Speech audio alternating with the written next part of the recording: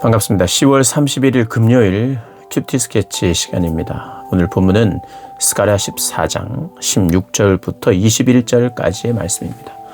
오늘 본문은 이렇게 시작합니다.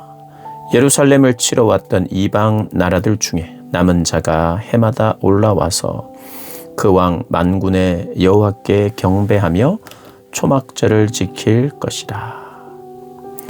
오늘 본문은 이제 스가랴 서의 마지막 본문입니다. 14장 16절부터 21절 마지막 부분인데요.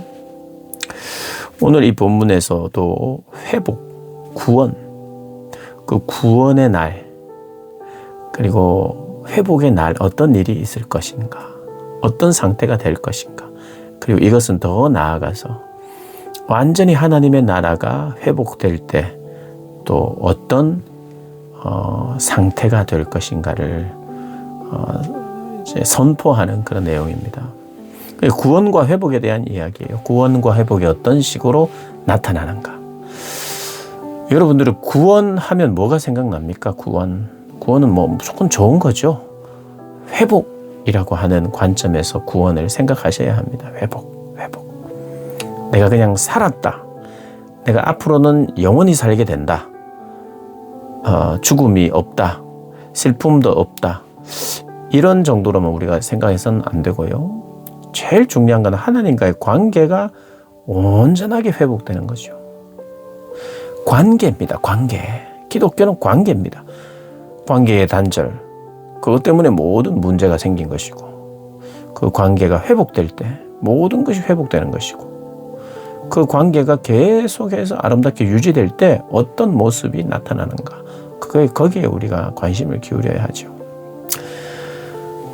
회복. 그런데 오늘 본문을 보면 초막절이라는 이야기가 많이 나옵니다. 이방 나라들도 초막절을 지킬 것이다.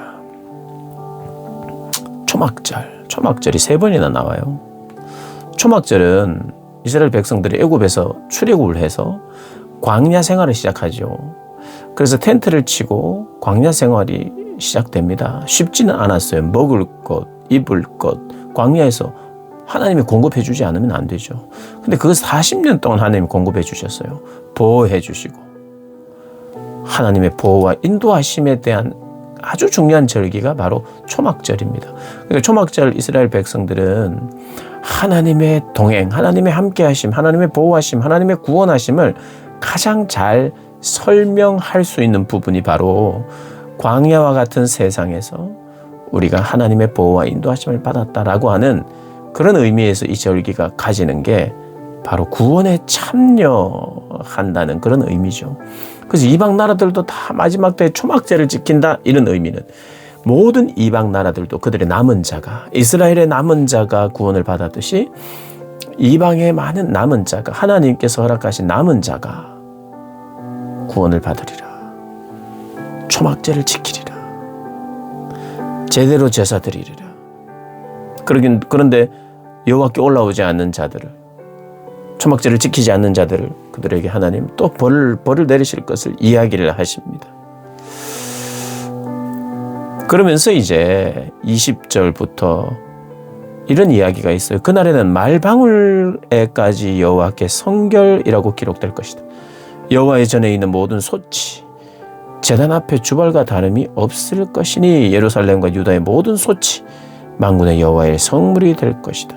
모든 평범했던 모든 물건들까지도 거룩하게 될 것이다. 성결하게 될 것이다 라는 이야기를 해요. 그러니까 우리의 삶과 우리가 사용하는 모든 도구까지도 성결하게 하고 거룩하게 되는 거예요. 그러면 하나님의 나라가 회복될 때, 완성될 때 예배와 제사, 그리고 우리의 삶 전체가 완전히 거룩해지는 것, 그게 바로 구원입니다. 구원. 그럼 구원은 무엇인가? 하나님이 거룩하게 하시기 위해서 구원하시는 거예요. 그러면 오늘 결국에는 결론이 뭐냐? 거룩의 회복입니다. 거룩. 그러면 우리 스가랴서를 전체를 한번 봤을 때, 스가랴 1장부터 우리가 내용을 살펴봤을 때, 스가랴는 학개 선지자 이후에 몇 주 뒤부터 하나님의 말씀을 전했고, 그리고 뭐 한 2달 정도 뒤에 하나님의 말씀을 전하기 시작했는데, 그때는 이미 성전 건축이라고 하는 중단되었던 성전 건축을 다시 시작하고 있는 때였어요. 근데 그들에게 하나님의 말씀을 전한 사람이 바로 스가랴입니다. 스가랴에게 우리를 회복시키신 분이 하나님이고, 또 우리는 이 일을 중단했으나 앞으로 계속해야 된다 하고 있는 사람들에게 약속의 말씀, 위로의 말씀, 그리고 경고의 말씀이 다 들어가 있는 것이 스가랴죠. 그러면서 마지막에 이렇게 이야기를 하는 겁니다. 모든 것이 거룩해질 것이다. 이게 뭡니까? 이들이 왜 성전을 짓죠? 성전을 재건해야 돼요. 재건해야 되는데, 성전을 다시 지어야 되는데 짓지 않고 있었잖아요.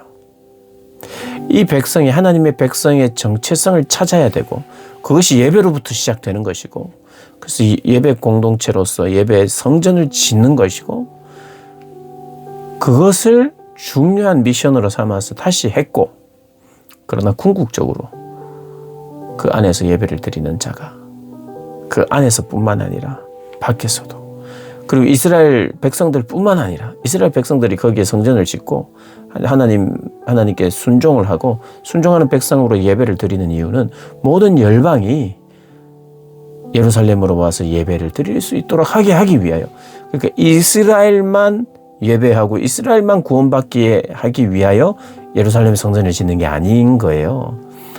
이스라엘의 회복을 통하여 열방이 회복되게 하시려고, 그게 모든 열방의 예배자들이 오도록, 그래서 초막절을 지킬 수 있도록 하는 게 하나님의 목표인 거예요. 그러니까 아주 중요한 2가지가 마지막 본문에서 다시 한번 드러나는데, 왜 성전을 건축해야 되느냐?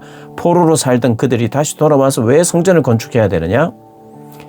그것은 곧 그들이 예배 공동체이고 그들이 거룩해져야 하고, 결국 구원은 거룩해지는 것이죠.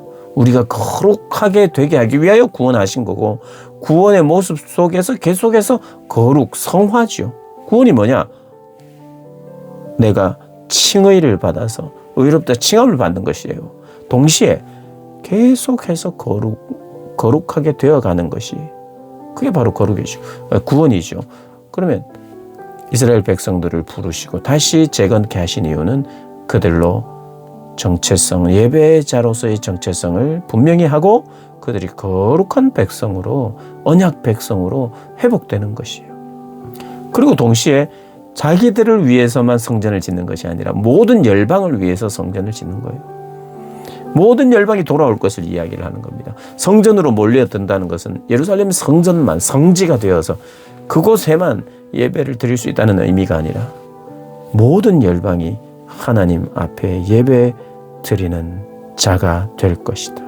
그래서 하나님의 구원과 회복이 되는데, 결국에는 열방이 거룩하게 변화되는데, 이스라엘이 거룩하게 되는데, 하나님께서 목적을 두고 성전을 짓게 하고 계속 짓게 하고, 또 그것을 하다가 중단할 때 다시 용기를 주고 위로를 주고 힘도 주고, 하나님 필요한 것들을 공급하시면서 결국 하시고자 하는 것은 이스라엘을 구원할 뿐만 아니라 열방을 구원하시려는 하나님의 계획이라는 것을 우리가 보게 됩니다.